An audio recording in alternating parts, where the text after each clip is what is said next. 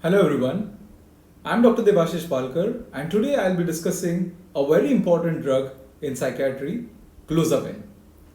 So before we move on to the pharmacology of clozapine, let us look at some of the interesting historical aspects of clozapine. So in 1956, Wander AG, which was a Swiss pharmaceutical company, for the first time synthesized clozapine based on the chemical structure of imipramine. Later on, this company, Wander AG, was taken over by Sandoz Pharma. Now, the initial trials of clozapine were not very effective. And in the 1970s, when clozapine was introduced in the European markets, it was seen that many people developed serious side effect of agranulocytosis, which was less than 500 per mm cube of neutrophil counts. Now, because of this serious agranulocytosis and secondary infections, a lot of people died after starting clozapine, and it was subsequently taken out of market. And it was not until 1989 when US FDA for the first time approved clozapine in the treatment resistant schizophrenia. Later on in 2002, clozapine was approved for the use of reduction in the rate of suicides in patients of schizophrenia and schizoaffective disorder. Now let us look at some pharmacological aspects of clozapine. It belongs to the group dibenzodiazepine. The pharmacokinetics of clozapine says that it is very rapidly absorbed. The peak plasma levels are reached in 2 hours. The steady state levels are reached in 1 week, and the elimination T half is around 12 hours. If you look at the metabolism of clozapine, then it is metabolized in the liver, mainly by the cytochrome phosphate enzyme systems. The main ones are CYP1A2 and CYP3A4. The two main metabolites of clozapine are, one is N-desmethylclozapine, which is also known as norclozapine. It is an active form, and the other one is clozapine N-oxide. Now, the ratio of clozapine to norclozapine generally in normal population is seen to be around 1.25. But if the ratio increases to more than 1.25, then it is an indicator of enzyme inhibition. And if the ratio reduces subsequently below 1.25, then it indicates that there is enzyme induction occurring in the body. Now, why this is important is because clozapine can have a lot of drug-drug interactions, and these other drugs which are prescribed along with clozapine can either lead to enzyme induction or enzyme inhibition, and they can lead to fluctuation in the level of clozapine as well as the fluctuation in the response or efficacy to clozapine. If you look at the receptor profile of clozapine, then it is very unique even for an atypical antipsychotic, because it has a very less binding on the D2 receptors. Now, the PET scanning results have shown that at the therapeutic or effective dose, clozapine only binds to around 40 to 50% of D2 receptors. So it causes 40 to 50% of D2 receptor blockade. Now compare this with a molecule of first generation like haloperidol or chlorpromazine, which needs around 80% of D2 receptor occupancy for it to produce efficacy, because of which the first generation antipsychotics can lead to all sorts of extrapyramidal side effects. But because clozapine occupies only 40 to 50% of the D2 receptors, and along with that, it binds to D2 receptors very loosely, which is also called as faster dissociation. Because of that, there is no sign suggestive of EPS. But if you look at the other receptor profile of clozapine, then clozapine binds very significantly to H1 receptors, alpha 1 receptors, the 5-HT2B, M1 receptors, 5-HT2A, 5-HT7 and 5-HT3 receptors. Now, because of this unique receptor profile, it has been seen that clozapine helps in positive symptoms, negative symptoms, cognitive symptoms, as well as the aggressive and affective symptoms of schizophrenia. But because of this wide array of receptors, clozapine can also lead to a lot of adverse effects. If you look at the H1 related or the antihistaminergic side effects, then it can lead to sedation, weight gain. It can also lead to orthostatic hypotension and dizziness by blocking the alpha 1 receptors. And it can also lead to a lot of anticholinergic side effects like dryness, constipation, blurred vision, and urinary retention. Now, what are the uses of clozapine? So, as we said, clozapine is gold standard in treatment-resistant schizophrenia. Clozapine reduces the risk of recurrent suicidal behavior in patients of schizophrenia and schizoaffective disorder. There are two main molecules which are are responsible for reduction in the rates of suicide. One is clozapine and the other is lithium. Also, clozapine is useful in treatment-resistant bipolar disorder patients. Clozapine is also useful in reduction of violence and aggression. Clozapine is also useful in those patients who develop symptoms like tardive dyskinesia on other antipsychotics. Clozapine not only reverses tardive dyskinesia, it also reduces the risks of all the extrapyramidal side effects. Also, in cases of Parkinson disease psychosis, clozapine and quetiapine are very useful. Now, what are the benefits of clozapine? So, according to CATI study, which was clinical antipsychotic trial of intervention effectiveness, it was seen that clozapine was most effective for symptom reduction. Also, it was seen that some patients on clozapine improved dramatically for the first time, which was also called as awakening. Now, once you have decided that it is a case of treatment-resistant schizophrenia that you are dealing with and you need to start clozapine, there are certain aspects that you need to know. Why it is important is because in clozapine especially, we have to start low and go slow. Why? Because most of the side effects of clozapine are actually very much dose dependent and they are associated with the speed of titration. So you have to titrate it accordingly. So now what does Maudsley say about titration? So it says that clozapine is generally to be started as 12.5 mg dose, generally at night time. Followed by that, on day 2 you can give 12.5 mg BD. Followed by that you can give 25 mg BD. After you reach 25 mg, you can increase by 25 mg every third day till about 100 mg per day dosage is reached, which is around say day 7. And after that we can increase by 25 mg every day till the target dose is reached. Now what is generally the target dose of clozapine? So the IJP guidelines mention it as 150 to 600 mg per day is the range, but maximum it can be given up to 900 mg per day as well. Now according to Maudsley, if you start at 12.5 mg per day as HS and if you slowly titrate it, then over a period of 2 to 3 weeks you will be able to reach a dose of 300 mg per day. Now the target dose can be different in males, in females, as well as in smokers and non-smokers. In non-smokers, it is generally seen that in males 250 mg per day is sufficient to reach the plasma concentration of 350 nanogram per ml. Now plasma concentration of more than equal to 350 nanogram per ml is very important for the therapeutic efficacy of clozapine. In case of female non-smokers, the dose is 350 mg per day. In male smokers, it is 450 mg per day, and female smokers, it is 550 mg per day. Now, what is the efficacy of clozapine? So, the clinical trials have shown that 30% of the patients who start on clozapine, they improve by 6 weeks, and 60% of the patients improve by 6 months. However, around 30% to 40% of the patients who were treatment resistant still do not improve on clozapine. And it has been seen that the adequate trials of clozapine therefore should be considered as 6 to 9 months.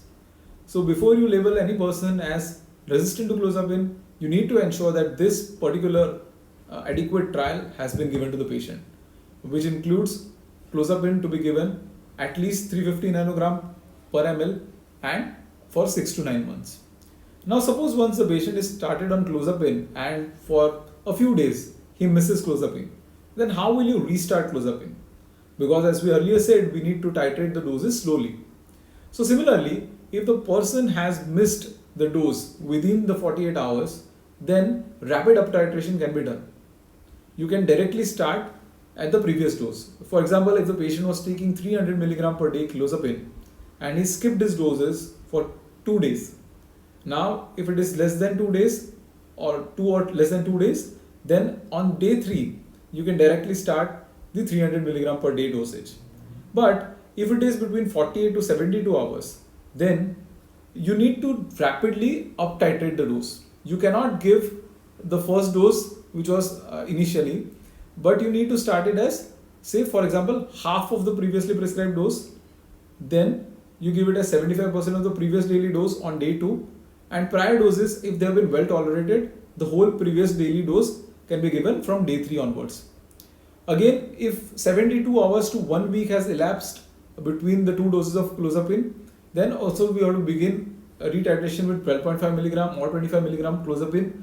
But You can try a second dose of 12 hours later if the first dose is well titrated, and increase to normal dose according to patient tolerability over the next 3 days. But if more than 1 week has passed and the patient has not taken his dose, then we have to treat him and titrate him as you would titrate a new patient. Clear? Alright. So what are the contraindications for community-based initiation of clozapine? It has been seen that if the patients have history of seizures, significant cardiac disease, unstable diabetes mellitus, paralytic ileus, neuroleptic malignant syndrome, or there is comorbid substance use, then generally these are the contraindications to starting clozapine on community-based or OPD-based setup. But if you want to start clozapine in such patients, then it is always advisable that you carry out all the baseline investigations, you admit the patient and start this indoor, because you can then closely monitor if there are any other side effects which are developing. So as we said earlier, side effects are very much common with clozapine. We will look at what are the common side effects, and then we will look at what are the uncommon and the serious side effects. So what are the common side effects? We also discussed this while talking briefly about the receptor occupancy of clozapine. So sedation, it can occur because of the H1 inhibition property of clozapine. So generally, we start the dosage at night time, because if the person is going to feel sleepy, then it's better to give it at nighttime dosage. Also, giving the dose at night time reduces the risk of orthostatic hypotension and falls. Another common side effect is sialorrhea, which is basically hypersalivation. It is because of M4 agonism, alpha-2 adrenergic antagonism, and also it can be due to diminished esophageal motility. Now, there is no consensus regarding one particular mechanism which leads to sialorrhea or hypersalivation, but these three are generally believed to be the common pathways. Now, once sialorrhea has developed, what is the management that you can give? So initially, if it is not very bothersome to the patient, it is only at the night time, then you can just ask the patient and his relatives to keep a handkerchief over the pillow so that the bed sheets are not spoiled. And if the sialorrhea starts to occur even at daytime and it is very troubling to the patient, then there are quite a few options that we have. We can either give the patient atropine 1% drops, which the patient has to put sublingually, and then he has to wash it with atropine. He has to flush his mouth and then throw away the drops. Then again, hyoscine 300 microgram can be used. It can be sucked and swallowed. These are the tablets or lozenges can be available, and up to 3 times a day it can be used. Also, amitriptyline can be used, trihexyphenidyl can be used, amisulpride can be used. The advantage of giving amisulpride is that it allows us to decrease the dose of clozapine because of the drug-drug interaction. Also, glycopyrrolate can also be used, but the risk with glycopyrrolate is that additionally it can lead to a paralytic ileus as well, which is a very serious side effect. Also, clozapine can cause constipation because of the M1 blockade property.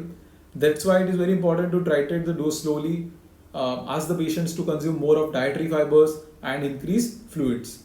Also, hypertension can occur because of the alpha-1 blockade property. Therefore, it is important for the patient to titrate the dose slowly and again start at nighttime doses. Also, another common side effects that can occur are tachycardia, fever, weight gain, which is very common because of the H1 inhibition as well as by blocking the pancreatic M3 muscarinic receptors. Also, seizures can occur quite commonly in patients of clozapine. It is seen in 5% of the patients above 600 milligram daily dose. So it is dose related side effect. We have to increase the dose slowly. And if the seizure occurs once the patient has been started on clozapine, then withhold the clozapine for 1 day and restart at half previous dose if the clozapine has to be given.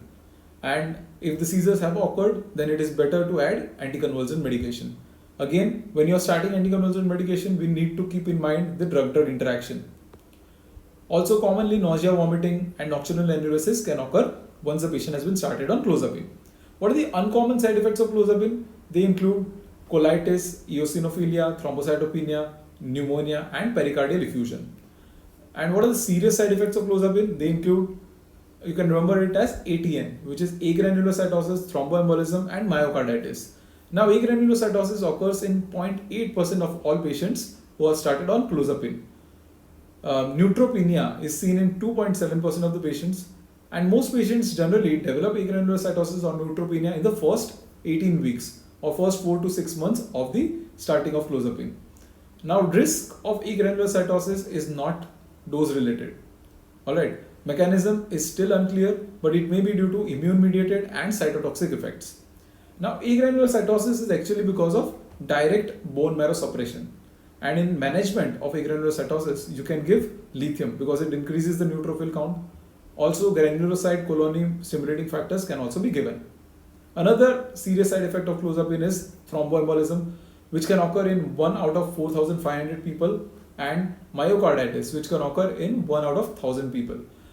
When there are signs and symptoms like fever, palpitation, tachycardia, shortness of breath, arrhythmias, then you need to be very vigilant of myocarditis. Now, how will you monitor and what will you monitor? So before starting clozapine, it has been said that you have to do total leukocyte count. If the TLC is found to be less than 3500 per mm cube, then it is generally advisable not to start clozapine. After starting the first dose of clozapine, what all you need to monitor is, you need to monitor the vitals. So temperature, pulse, blood pressure. It should be monitored hourly for 3 hours if the starting dose is during daytime. And generally, therefore, to avoid the side effects like orthostatic hypotension and sedation, we generally start clozapine as 12.5 mg HS or nighttime dose. Once you started clozapine, then daily monitoring of temperature, pulse, blood pressure has to be done for initial 2 weeks, and then every alternate day till you reach the steady stable dose. Now, TLC has to be done once a week for 6 months initially, and do once every 2 weeks for the next 6 months. Be highly alert if anytime there is history of fever or breathing difficulty. If anytime TLC less than 3000 or absolute neutrophil count is less than 1500. If these are there, then you need to immediately stop clozapine. As per Maudsley, it has been mentioned that if ANC, that is absolute neutrophil count, is less than 1000, then it's an indication to stop clozapine. What all additionally you need to monitor is weight, BMI, waist-hip ratio, the lipid levels, plasma glucose levels, LFTs, ECGs. These need to be carried out for the first time when you're giving the first dose, then at 3 months, then at 6 months, and then at 12 months. And followed by that, every 6 monthly you need to give. Now, as we saw earlier, that 20-30% or 30 to 40% of the people even do not respond to clozapine. Now, in that case, what are the options that are available to us? One option that is available to us is ECT can be considered. Other options that can be considered are psychosocial rehabilitation if they have not been previously tried. And there are some drugs which have been recommended in Maudsley as augmenting agents to clozapine. Which are they? They are amisulpride, aripiprazole. Benefit with aripiprazole is that side effects of clozapine which were related to metabolic or weight gain related, these can be reversed if you add aripiprazole. Other antipsychotics that can be added include haloperidol. Then other molecules like lamotrigine, omega-3 fatty acids can be given, topiramate can be added, even ziprasidone can be added, and sulprides can be added. However, we need to keep in mind that drugs like pimozide and sertindole, they have important cardiotoxicity. So you need to give them with caution, and generally better to avoid such molecules. Even olanzapine needs to be avoided with clozapine. If there are mood symptoms or affective or aggressive symptoms which are very prominent in a patient of schizophrenia, because of which you are not able to see the response to clozapine, then it is a very good idea to add mood stabilizers or antidepressants depending on the mood state of the patient. So this was regarding clozapine. I hope I was able to do some justice to it. If there are any things that I missed out, or if there are any things that you want me to add and discuss in the next lecture, please write to me in the comment section. Thank you very much, and if you liked it, please share it, and please also let me know in the comments. Thank you.